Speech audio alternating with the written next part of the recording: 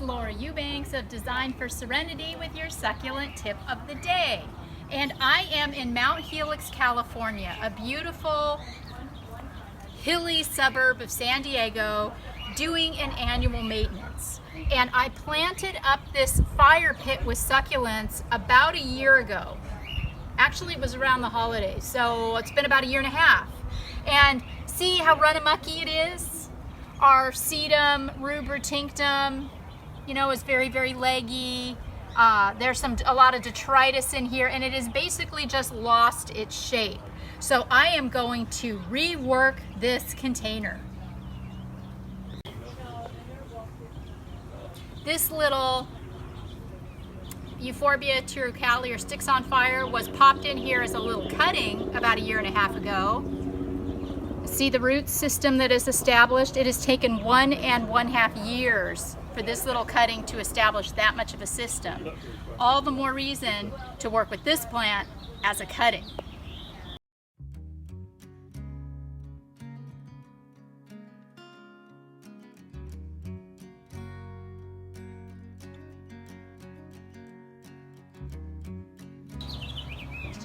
All right, I have everything pulled out, cut up. I'm going to add a little extra sticks to supplement the few little pieces that we have. I took these off of a mature stand out in the front yard. This is a fire pit, so I feel like sticks on fire are kind of an obvious choice for drama. So remember what I always tell you, slightly left or right of center. We don't want the sticks dead center. Why, you ask? Because I said so. All right, get these all tucked in. Just like putting candles on a birthday cake. Now, once you've established your thriller or your foundation plant in an arrangement, you'll notice that I didn't take everything out of here. This little stand of Haworthia and this Crassula platyphylla and this little bit of Portulacaria still looked good, so I left those alone. So you see this arrangement is starting to take on a shape and a personality. So the next step, I'm not worrying about these rubra-tinctum right now. Those are small, we aren't even gonna stress. We're gonna concern ourselves with our bigger pieces, like with this opalina. I want to tuck it in right here at the base of the fire sticks.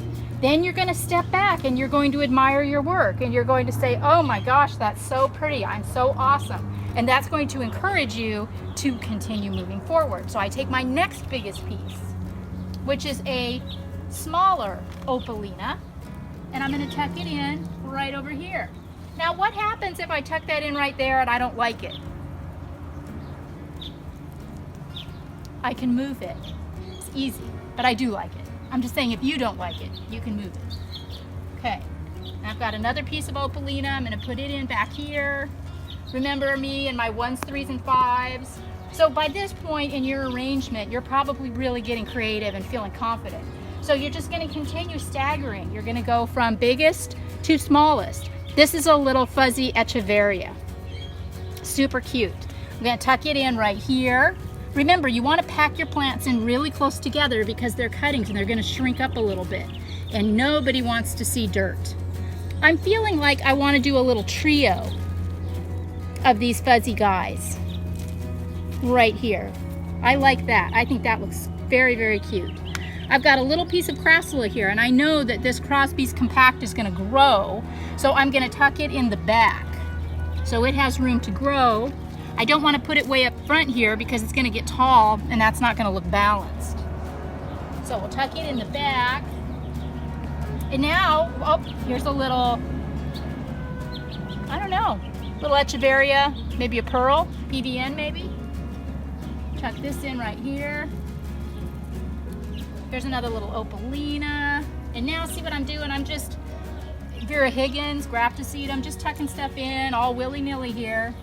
This is so fun. Now, here's another trick of the trade. when you're working with rock, and I've got some burgundy lava in here, remember again, it is a fire pit, so that totally makes sense.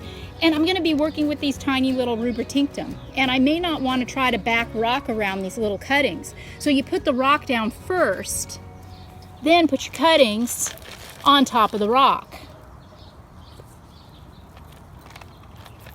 And remember, these thrive on air roots. So even if your little cuttings don't actually make contact with the soil, it's okay, the plant will figure it out.